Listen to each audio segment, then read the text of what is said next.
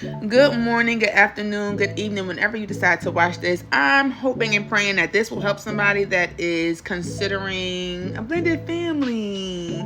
Okay, so as many of you know, I have a blended family that my husband and I are creating. I love what we're creating. I love what we're building.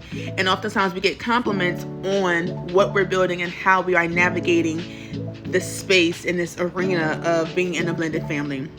Let me tell y'all, I don't recommend.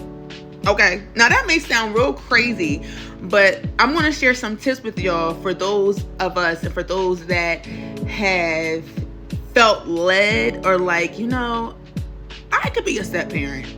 If you felt that way at any point in time and you're considering building a blended family, let me help you.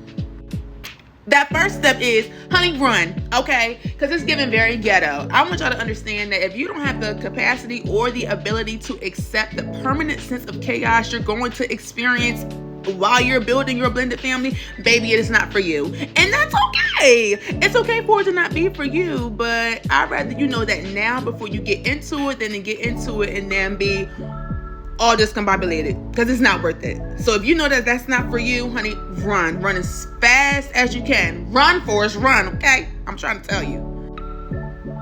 Now, for those of us that are disobedient, like myself, when you know that you have a calling and you know this is something that is supposed to happen, there's some cycles and things that got to break within your personal family that you know that you have to be a part of, the next step is going to be implement boundaries. Now, the Lord gave me something and he said boundaries are important.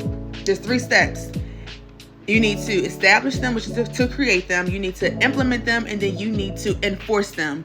If you do not have boundaries within and are not able to enforce them with the people in the world around you, you're going to have a hard time building a blended family.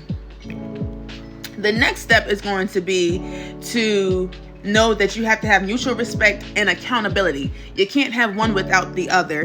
And to be perfectly honest, you're only going to get out what you put in. And so you have to give with all that you have, understanding that you don't need to have no regrets in this process.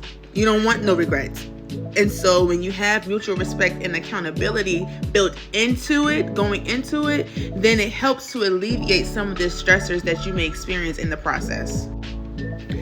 Now, if you still said yes after I told you to say no, and you recognize the importance of creating boundaries and you know that you need mutual respect and accountability in this process, the next and final thing is just understanding that there is going to be a reward. Now, this reward is going to be a place and space of peace, which is honestly the ultimate reward that you need when you're building a blended family, because it gets hard, it gets complicated, there's ups, there's downs, and the truth of the matter is that I would not replace my family for nothing. Like, I would not be who I am if it was not for my son's birth mother. I would not be who I am if it was not for my son. I would not be who I am if it wasn't for my birth children and for my husband. Like, I'm telling y'all, it's worth it. However, you have to establish and have in place these other parts of the cycle in order for you to understand that the battle is not yours. It really is the Lord's. And so if you're going to be building a blended family, I highly suggest that you dig a little deep and really make sure you know what you're getting yourself into before you get into it. But know that God got you regardless. But I have to share that because people be thinking that this stuff is sweet, and baby, it's not. I do not recommend. But if you're going to do it, this is your steps to do it. I love you. Bye.